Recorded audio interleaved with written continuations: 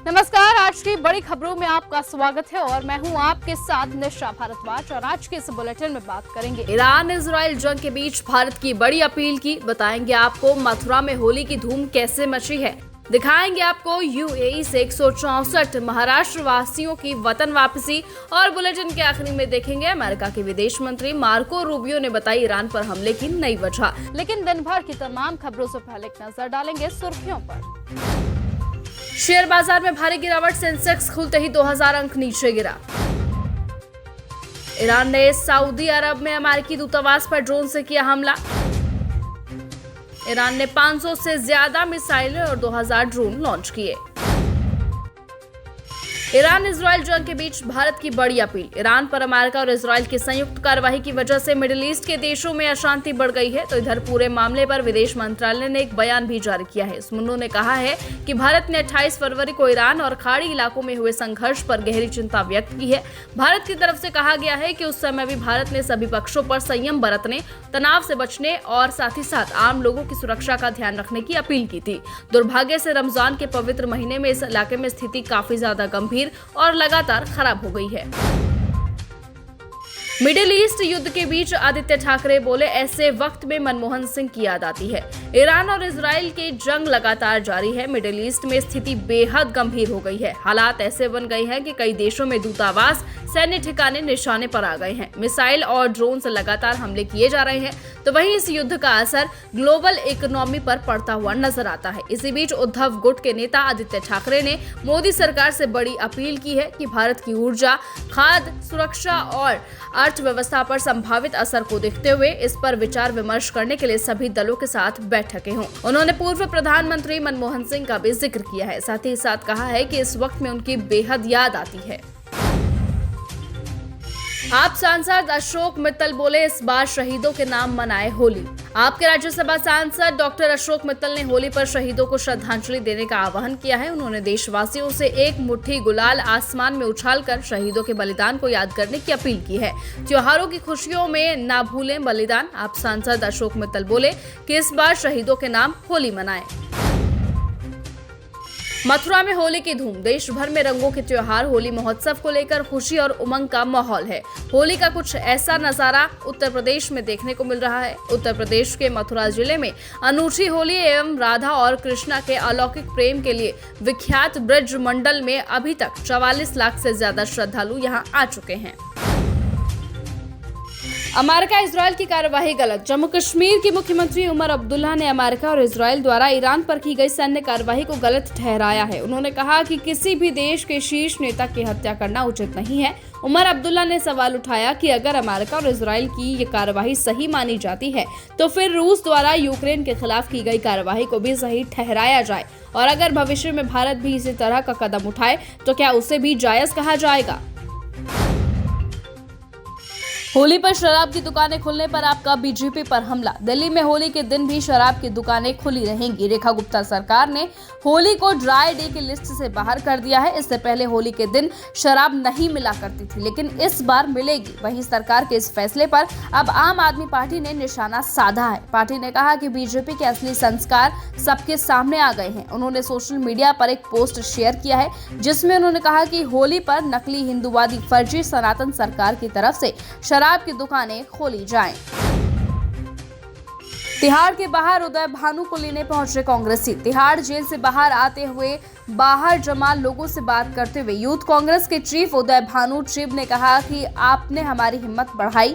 Youth Congress के लिए लड़ रही है। मैं यूथ कांग्रेस के सभी दोस्तों को यहां आने के लिए धन्यवाद देता हूं। मैं नहीं भूलूंगा, होली है, सब अपने घर पर रहना चाहते हैं, लेकिन आप हमारे लिए संघर्ष कर रहे हैं। मैं आपको सलाम करता हूं, इससे हमें ताकत मिलती है। मैं विनोद जाखड़ को भी धन्यवाद देता हूं, मुझे आप पर गर्व है। पीवी सिंधु ने दुबई में फंसे होने का एक्सपीरियंस किया शेयर। यूएस इजराइल बनाम ईरान झगड़े पर Indian badminton player PV Sindhu ने भारत लौटकर एक वीडियो के जरिए कहा, शुरू में मुझे इंग्लैंड जाना था, लेकिन बदकिस्मती में जब मैं 28 फरवरी को लैंड हुई तब जंग शुरू हो गई थी और फ्लाइट सस्पेंड हो गई थी। उस समय बहुत स्ट्रेस था। दुबई सबसे सेफ जगहों में से एक है, लेकिन यहाँ बहुत बुरा हाल है। यूएई से 164 महाराष्ट्र वासियों की वतन वापसी। मिडिल ईस्ट में जारी जंग के बीच संयुक्त अरब अमीरात में फंसे महाराष्ट्र के नागरिकों को लाने के लिए संचालित 2 विशेष उड़ानों में से पहली उड़ान 3 मार्च को देर रात लगभग 70 यात्रियों को लेकर मुंबई पहुंची। ये उड़ान छत्रपति शिवाजी महाराज अंतर्राष्ट्रीय हवाई अड्डे पर रात 9:45 पर उतरी। इन उड़ानों की व्यवस्था खुद महाराष्ट्र के उप मुख्यमंत्री एकनाथ शिंदे ने की है। बीजेपी ने राज्यसभा के लिए 3 नेताओं को किया नॉमिनेट। बिहार के मंत्री दिलीप जायसवाल ने कहा कि बीजेपी की सेंट्रल लीडरशिप ने 3 लोगों को राज्यसभा के लिए नॉमिनेट किया है। बीजेपी के नेशनल प्रेसिडेंट नितिन नवीन राज्यसभा के मेंबर होंगे, साथ ही उपेंद्र कुशवाहा और शिवेश राम भी होंगे। उपेंद्र कुशवाहा हमारे अलायंस के लीडर हैं और शिवेश राम ने सासाराम से चुनाव लड़ा था और उन्हें एक बड़ा दलित लीडर माना जाता है। ऐसे में उन्हें भी राज्यसभा के लिए नॉमिनेट किया गया है। ईरान के मशहद में सुपुर्दे खाक होंगे supreme leader Ayatollah Ali Khamenei. ईरानी अधिकारियों ने बताया कि अयातुल्लाह अली खामेनेई को मशहद में दफनाया जाएगा। अंतिम संस्कार की तारीख अभी तय नहीं हुई है। ऑर्गेनाइजिंग टीम अभी राजधानी तेहरान में अली खामेनेई को लेकर एक बड़ी पब्लिक विदाई की प्लानिंग कर रही है।